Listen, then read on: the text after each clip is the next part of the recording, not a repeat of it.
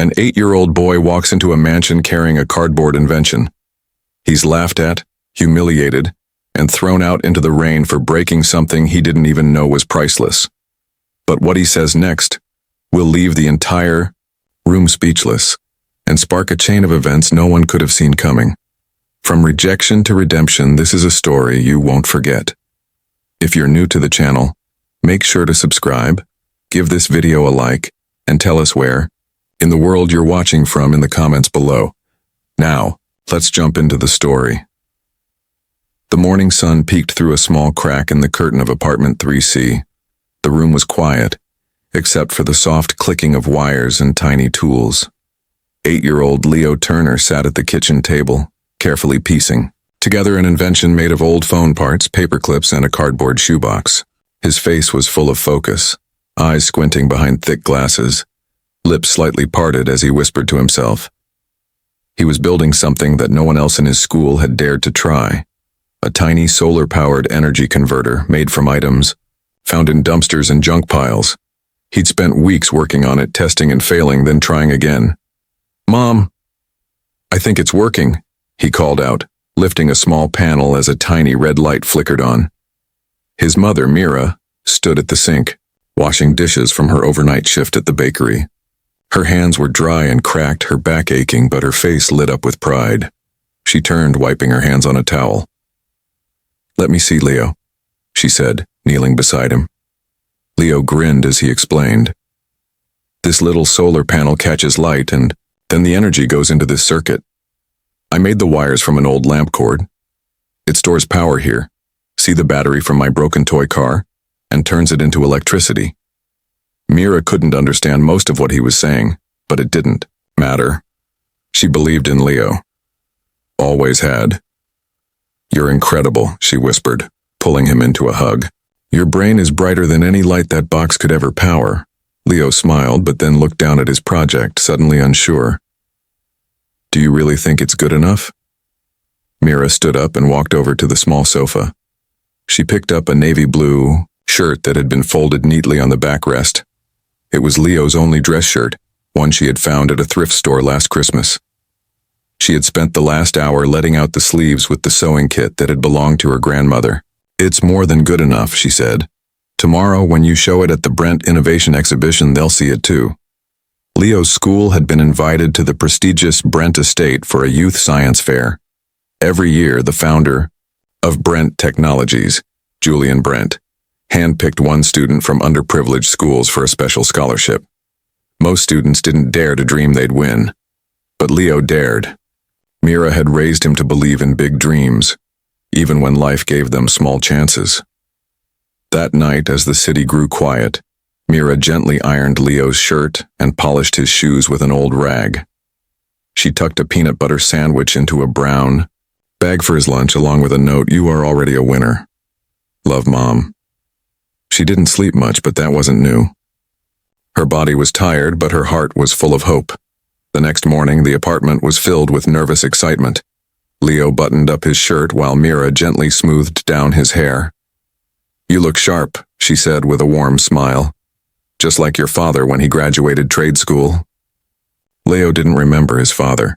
He had left when Leo was a baby, but Mira never let that stop them. They were a team. Outside, the school bus waited. A line of kids in mismatched uniforms climbed aboard, carrying everything from half-finished volcano models to glitter-covered poster boards. Leo carried his cardboard box carefully with both hands, walking like it was made of glass. As the bus pulled away, Mira stood on the sidewalk, waving until it disappeared around the corner. Her eyes watered, not from sadness but from something deeper. Pride, fear, and the smallest whisper of possibility. The ride to the Brent estate was long. Leo stared out the window, watching tall buildings turn into winding roads lined with trees. The city faded into hills, and soon massive gates came into view. "There it is," a student shouted. The Brent estate looked like something from a storybook, giant pillars, fountains, and glass windows that sparkled like diamonds. When the bus stopped, Leo stepped out into a world he had only seen in magazines. The grass looked like carpet. The walls shimmered in the morning sun. It was hard not to feel small. A woman in a sharp gray suit met them at the front steps. "Welcome, students of Ridgeview Public," she said, leading them inside. Leo's eyes grew wide at the marble floors and golden chandeliers. He clutched his box tighter. "You'll be setting up at table 19, the woman said, pointing toward the back corner. As the students made their way down the hall, Leo passed rows of sleek, high-tech projects from private academies. Everything looked shiny, expensive, and perfectly built. One boy had even brought a miniature robot that walked and talked. Leo looked down at his cardboard box, suddenly unsure again. He whispered to himself, "It works. That's what matters." He took a deep breath, remembering Mira's words. "You don't have to look like everyone else. You just have to be yourself." He walked to his table, placed his invention gently on the surface and began setting it up. He didn't know what would happen next. But Leo knew one thing for sure. He was ready. Leo Turner's hands shook slightly as he connected the wires on his cardboard invention. The hum of conversation filled the large exhibition hall. He could hear the excited voices of children, the clicking of cameras, and the low murmurs of wealthy guests drifting through the room. Everything around him felt bigger, louder, richer, all. The tables had been set up. Some displays looked like they belonged in a museum. Sleek metal stands, glowing lights, even spinning parts powered by tiny engines. Students in matching blazers with gold-stitched logos stood proudly next to their high-end projects, smiling confidently at the judges as they explained their work. Leo stood in the back corner, next to a small table marked 19. His project, built from reused plastic, broken electronics, and a shoebox painted sky blue, sat quietly as if it didn't belong. He took a breath and checked each wire again. The small solar panel still worked. The LED lights still turned on. It wasn't flashy, but it worked. Just as he was taping a small hand-drawn sign that read "low-cost power for every home," he heard laughter nearby. He turned and saw a girl standing not far from him, dressed in a bright red jacket with a white scarf. Her hair was pulled back neatly, and she wore shiny shoes that looked like they had never touched a sidewalk. "That's him," she whispered to a group of boys behind her. "The kid with the cardboard box." The boys laughed, one of them nudging another in the ribs. One of them stepped forward. "Did you make that in arts and crafts?" Leo didn't answer right away. He didn't know what to say. His ears burned with embarrassment, but he didn't want to leave. He had worked hard for this moment. "It's a working solar converter," he said softly. "I built it to help families like mine save money on electricity." "Oh, wow," the girl said in a high mocking tone. "You must be really smart to glue garbage together." More laughter followed. Leo felt his throat tighten. He looked down at his project. It didn't shine. It didn't spin. It didn't talk. But it worked. "What's your name?" the girl asked suddenly. "Leo," he replied. "Well, Leo," she said, "my dad is Julian Brent. You know, the man who owns this entire place. Maybe he'll let you sweep the floors after the show." The group behind her burst into fresh laughter. Leo looked up at her then, not with anger, but with something else. Steady eyes that didn't flinch. "My mom says people laugh at things they don't understand," he said calmly. "I built something that could help people. That's more than just decoration." The girl blinked, surprised for a second, but quickly rolled her eyes and turned away. A moment later, a tall woman in a silver name badge clapped her hands. "Students," she said, "please join us for a special guided tour of the Brent Innovation Wing. Mr. Brent believes in showing future inventors the power of real technology." Leo carefully left his invention on the table and followed the group. They walked down a wide hallway lined with large photos of machines and faces Leo didn't recognize. One photo showed Julian Brent shaking hands with a government leader. Another showed a factory with huge wind turbines spinning in the sun. Soon they reached the Innovation Wing, a long glass room filled with machines Leo had only seen in books. There were solar panels so thin they looked like plastic wrap. There were wind generators in miniature and a display about storing energy in water batteries. Leo was so fascinated, he didn't notice that the group had moved on. He walked closer to a panel that lit up when he waved his hand over it. A screen showed how light turned into stored power, just like what he had tried to do in his project. Behind him, a voice spoke loudly. "Looks like someone's in his element," a deep voice said with a laugh. Leo turned around quickly. A tall man in a dark blue suit stood near the door, surrounded by adults holding clipboards and cameras. His smile was wide, but not exactly warm. His eyes scanned the room like he was still looking for something more interesting. It was Julian Brent. "Welcome, young creators," Mr. Brent said to the group. "I'm so glad you're here to see where great ideas begin." The room clapped. Teachers nodded, and a few parents snapped photos. "Remember," Mr. Brent continued, "true innovation begins with imagination, but it must be followed by real tools, real science, and real support." Leo didn't know why, but something about those words made his stomach twist. It was as if Mr. Brent was saying that dreams were not enough, not without wealth behind them. As the tour ended, the students returned to the exhibition hall. Judging was about to begin. Leo stood once more at his small table. He touched the solar panel, again just to make sure it still worked. Across the room he saw Mr. Brent with the girl in the red jacket, his daughter. She whispered something to him and pointed toward Leo. Julian Brent looked across the hall and frowned slightly. Then he nodded to a staff member. Leo didn't know what they were saying, but he knew something was coming.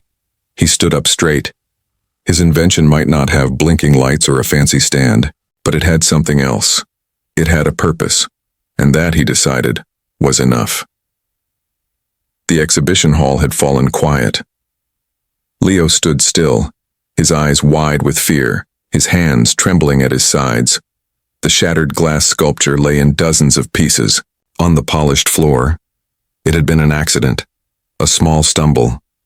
His elbow had caught the edge of a tall display stand, and the sculpture had toppled before he could even try to stop it. All he had wanted was to adjust one wire on his project.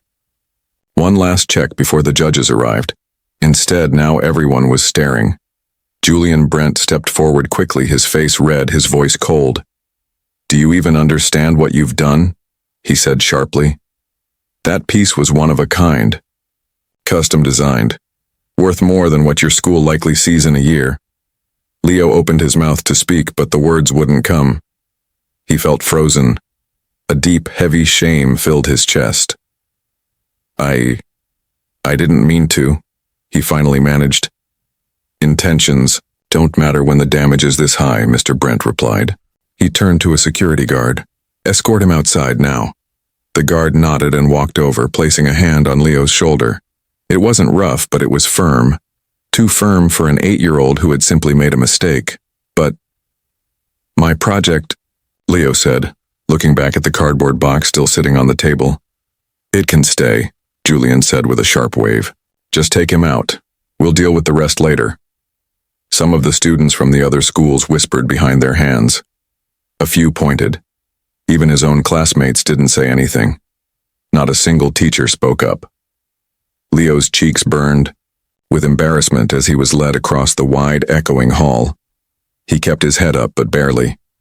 His shoes squeaked softly on the floor, and the huge glass doors of the Brent mansion opened slowly ahead of him. Outside, the sky had turned gray. Rain had started to fall, not heavy, but steady, cold, and quiet. The guard let go of Leo's shoulder and pointed toward the driveway. "Wait by the bus, your group will be leaving early."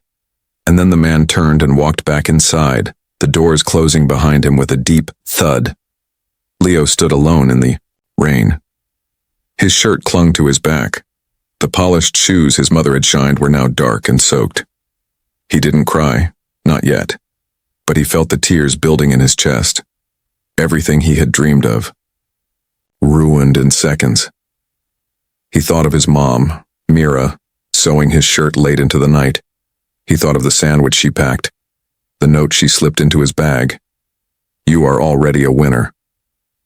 But how could that be true now? A gust of wind blew past, sending a swirl of wet leaves across the driveway. The raindrops ran down his cheeks, mixing with the tears he could no longer hold back. Leo sat down on the cold stone steps and covered his face. It wasn't just the sculpture that broke. Something inside him had cracked too. His belief that effort alone could be enough. That someone from a tiny apartment with secondhand tools and big dreams could ever belong in a place like that. He didn't know how long he sat there. Then a voice spoke. "Are you all right, young man?" Leo looked up quickly. A tall, older man with silver hair and kind eyes stood nearby holding an umbrella. He wasn't dressed like the other staff members. His clothes were simpler, his tone softer. Leo sniffled and stood up. "I didn't mean to break it," he said. "It just happened." "I saw," the man replied gently. "Accidents happen. But you stood very still back there, very calm considering. That takes strength." Leo looked down. "Not really. Everyone laughed. I think they hated me." "I didn't," the man said. He extended the umbrella so that it covered both of them. "My name is Mr. Alden. I work in energy research and help out with the Brent Foundation sometimes." Leo nodded slowly. "I'm Leo." "Leo," Mr. Alden said with a smile. "That's a strong name. Do you know something I watched you setting up earlier? You built that little solar converter yourself?" "Yes, sir." "Out of recycled parts?" Leo nodded again. "That," Mr. Alden said, "is more impressive to me than any of the shiny machines inside. You didn't have a lab or a team or a big budget. Just your mind and your hands." Leo blinked. "But it's just cardboard." "And the first airplane," Mr. Alden said, "was just wood and cloth. Don't let the materials fool you. Innovation starts small." The rain started to ease. Mr. Alden placed a gentle hand on Leo's shoulder. "Come on, let me walk you to the bus. And after today, I'd like to talk with you and your mother. I think you have something worth exploring." Leo looked up, his heart lifting just a little. For the first time in hours, he smiled. As they walked toward the waiting bus together, a few rays of light broke through the clouds. Leo glanced back at the mansion behind him. He had walked out once, heartbroken and soaked in shame. Now, with a voice of kindness beside him, he walked forward, with something new. Hope. 5 years had passed since the day Leo Turner was escorted out of the Brent mansion in the rain. He was 13 now, taller, sharper, and even more curious than before. But one thing hadn't changed. He still believed that simple ideas could change the world, and he had proven it. That moment on the steps, alone, soaking wet, heartbroken, had almost broken him. But then Mr. Alden had stepped in with a kind voice and an open hand. From that day on, Leo had a mentor who guided him through science, life, and belief in himself. Mr. Alden invited Leo and his mother, Mira, to his small home lab the next week. Leo brought his cardboard invention, and together they worked on improving it. Over the years, the project became more than just a school display. It became a real device that could help people. One that worked better, stored more power, and cost very little to make. By the time Leo was 12, they had tested the updated version in 3 homes in their neighborhood. Families who once couldn't afford electric bills now had working lights at night. Mira cried the first time she saw a neighbor using Leo's device to power a small heater on a cold night. "It's not just science anymore," she whispered. "It's kindness in the form of invention." With Mr. Alden's help, Leo applied for a youth innovation grant. He won, not just once, but again the next year. More engineers noticed his work. Some offered money, others wanted to buy his idea. But Leo remembered what his mom always said: "Don't sell your dream, build it." So, that's what he did. Leo and Mr. Alden formed a small non-profit group focused on helping young inventors from low-income neighborhoods. They held weekend workshops in libraries, parks, and even in Mira's living room. The goal wasn't just to build devices, it was to build confidence. One afternoon, a letter arrived at Leo's new office, a small room above a bakery. It was from the city. Brent Mansion was being sold. After years of poor leadership and public embarrassment, Julian Brent's company had gone quiet. The mansion that once symbolized wealth and success was now empty, its giant halls full of dust and silence. The letter said the city would accept bids to turn the space into something for public use. Community centers, museums, art galleries, they were all welcome ideas. Leo stared at the letter for a long time. He remembered the high ceilings, the cold marble floor, the heavy doors. He remembered the laughter, the shame, and the broken glass. But he also remembered his promise, to use what hurt him to help others. "I want to buy it," Leo said. Mira, now working as a school nurse, looked up in surprise. "You want to buy that place?" "Not for me," Leo said. "For kids like me. I want it to be something different now." With support from local leaders and donations from people who believed in his mission, Leo submitted his bid. He didn't need to offer the highest amount, he just needed the best idea. 3 months later, the city accepted his plan. Brent Mansion would become the Open Door Center, a space for young creators, thinkers, and problem solvers. A place where no one would ever be laughed at for wearing secondhand shoes or bringing a cardboard project. A place where doors stayed open for all. On the day the center opened, the front lawn buzzed with energy. Children ran across the grass. Parents toured the newly painted rooms. Science experiments were displayed in what used to be the grand ballroom. In the hallway where Leo had once been mocked, there now hung a mural of kids from all backgrounds, working side by side. Leo stood near the entrance, welcoming families with a smile. Mira stood beside him, handing out programs. Mr. Alden gave a short speech, full of pride and warmth. "This," he said, pointing to the crowd, "is what happens when we invest in people, not just profits." As the music played and the rooms filled with laughter, a familiar figure walked up the path. It was Elise, the same girl who had once made fun of Leo's project. Now older, quieter, and dressed simply. She had seen the news about the mansion's transformation and came to see it herself. "I didn't expect you to invite people like me," she said quietly. Leo looked at her, calm and kind. "Everyone's welcome, that's the whole point." She nodded. "You did something good. Really good." "Thanks," he said. Later, that evening, Leo walked through the building alone. He paused by a glass display near the front door. Inside it sat something small and faded, his original invention. The cardboard box slightly bent, the wires still taped in place, the tiny solar panel on top. He smiled. It was never about the materials. It was about the message. That night, before locking the doors, Leo placed a new sign above the entrance. The House of Open Doors, where every idea matters and every child belongs. As he stepped outside, the wind picked up. The old mansion no longer looked cold or distant. It felt alive, full of new stories waiting to begin, and Leo knew this was just the start.